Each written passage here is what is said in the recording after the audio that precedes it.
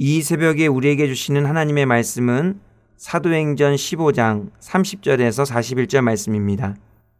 하나님의 말씀을 봉독하겠습니다.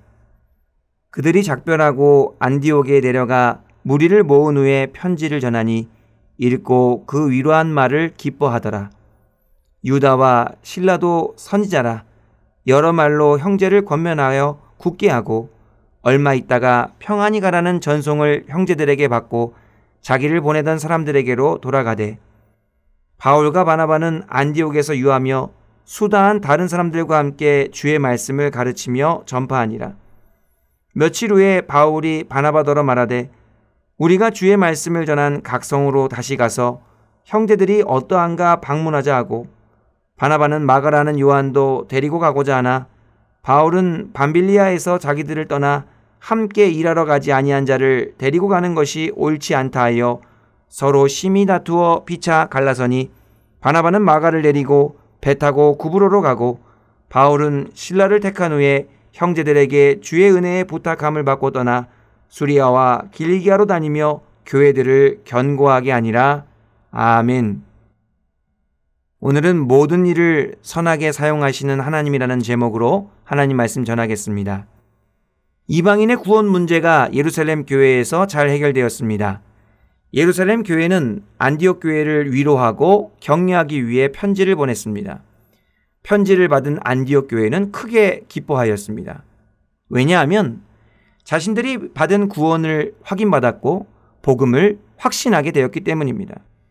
예루살렘 교회에서 온 유다와 실라가 편지를 전하면서 성도들을 권면하자 안디옥 교회는 더욱 굳건하게 세워지게 되었습니다.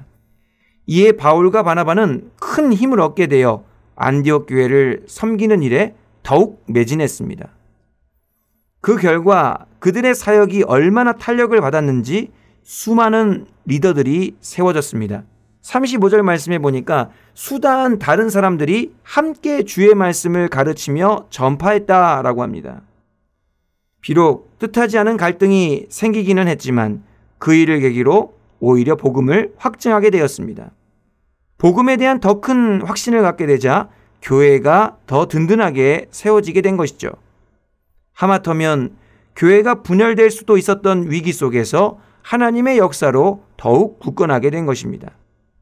이제 안디옥 교회 앞에는 아무 거리낄 것이 없는 것 같았습니다. 교회는 더욱 부흥했고 은혜가 충만했습니다. 그런데 또다시 뜻하지 않은 문제가 생겼어요. 안디옥 교회의 리더였던 바울과 바나바가 갈등하게 된 것입니다. 바울과 바나바는 한마음 한뜻으로 안디옥 교회를 세운 사람들입니다. 그들은 한 팀이 되어서 이방인의 구원 문제를 잘 해결했던 사람들입니다. 그들은 멋진 한 팀을 이루었던 사람들이었습니다. 그랬던 그들이 마가 요한의 문제를 두고 심각한 갈등을 겪게 된 것이죠. 사실 마가 요한은 바나바의 조카입니다. 바나바는 자신의 가족인 마가 요한에게 어떻게든 기회를 주고 그를 성장시키고자 했을 것입니다. 그렇지만 바울의 생각은 달랐습니다. 바울은 바나바가 사사로운 감정에 휘둘린다고 생각했습니다. 공적인 일을 할 때는 훨씬 더 정확하고 확실하게 해야 한다고 생각했습니다. 한번 실패한 마가 요한에게 또다시 기회를 주는 것은 위험 부담이 크다고 판단했습니다. 그래서 마가 요한을 데리고 갈 수 없다 했습니다. 멋지게 한 팀을 이루고 있던 두 사람은 서로 심히 다투어 피차 갈라서게 됩니다.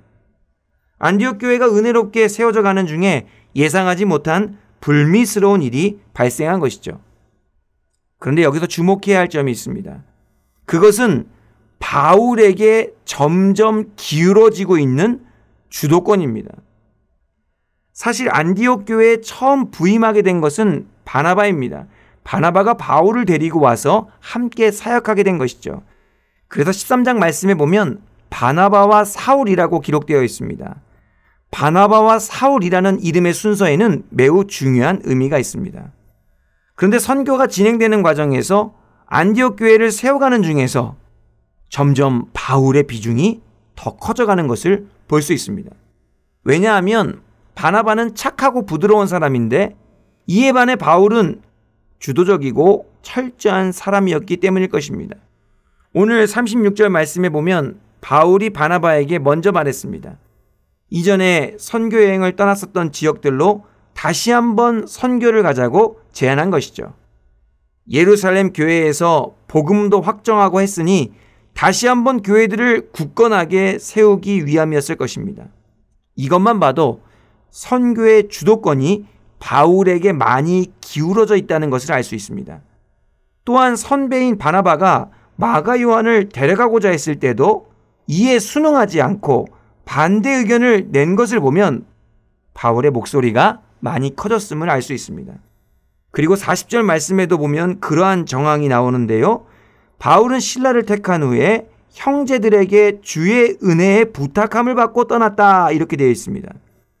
바울은 공식적으로 파송을 받은 것입니다.